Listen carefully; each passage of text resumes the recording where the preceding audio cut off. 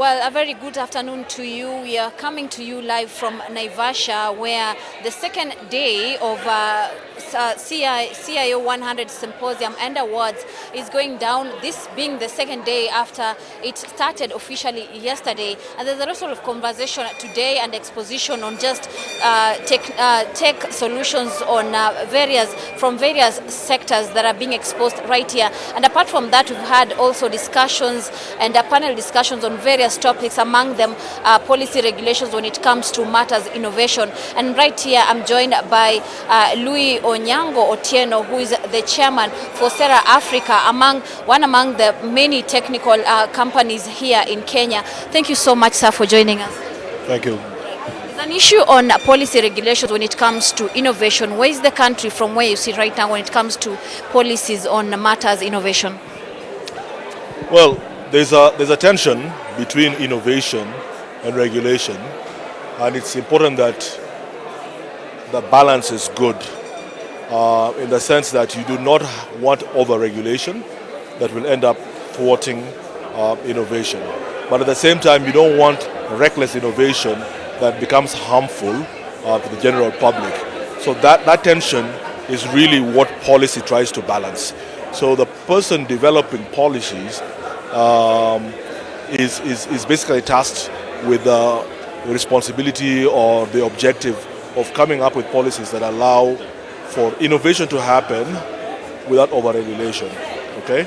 But you'll also have heard me saying earlier on today, there's also the notion of, particularly in the context of technologically driven innovation, which tends to be a little bit ahead of society a lot of times, that those who are involved in that, organizations or companies, get into the practice of self-regulation, understand the risks that come with some of the innovations, and self-regulate. It's often better for you to regulate yourself than be forced to comply, because if you're being asked to comply, often it's to the detriment of your business objectives. There's also a conversation around tax exemptions on matters ICT. How important is this? This is very important, at least for me. You would have heard a conversation in the room about this. My view is we need to understand that technology and ICTs generally are not an end. They're a means, they're an enabler. Okay? So if you are going to tax something, you should tax the value that's created as a result of the utilization of technology. If you end up taxing or creating unnecessary costs to ICTs, it becomes a deterrent.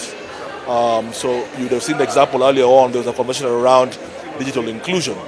Digital inclusion, a very quick way of driving digital exclusion is to make the cost of device, the cost of the connectivity too high. And often it's a function of tax.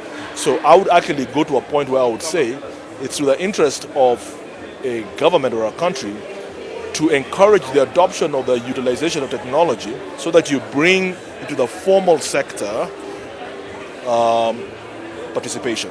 And you can then tax on the tail end as to what they're using in services. So that's my position on it. So do not tax technology. You should tax the value that is derived from the use of technology. On the matter of taxing and also regulating, there's also a big debate on requiring WhatsApp administrators getting licenses and the bloggers. I mean, is it about time? This is a difficult one. It's the nearest I can think about it is it's close to what you guys do, which is that you're media, right? So if you're media and you have set up as a media organization, you know the rules of engagement and all that, that's what you do, then you should be regulated.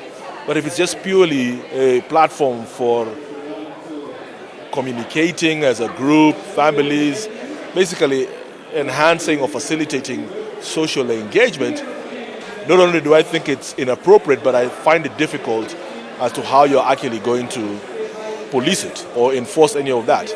So there should be, the position should not be one of sitting back and saying, oh, let's license or let's kind of charge something, right, about that. It should really be that if somebody violates platforms like that to commit crimes, like any other scenario, those people should be punished and punished dearly for abusing those technologies. And as we finish this, you had earlier indicated that the business environment should gear itself up for a tougher business environment come 2020. What do you attribute this to? Well, I'm just looking at the economic projections, right? So the set of data that I've looked at anticipates a slowdown in GDP growth, anticipates inflation kicking in as a result of increase in cost of transport, cost of oil, fuel, oil prices worldwide. So my guidance there was one of challenging the CIOs to understand that they need to move away from being just IT managers. They need to understand that they have a role and responsibility to enhance the bottom line by partnering with the rest of the CXOs, whether it's the CEO, the CFO, etc. Sit back and understand that they're either going to influence the top line, help drive revenue, and there I was urging that they need to know your customers so that you can retain the customers and sell them more, or they can help with controlling costs for free in a tough environment.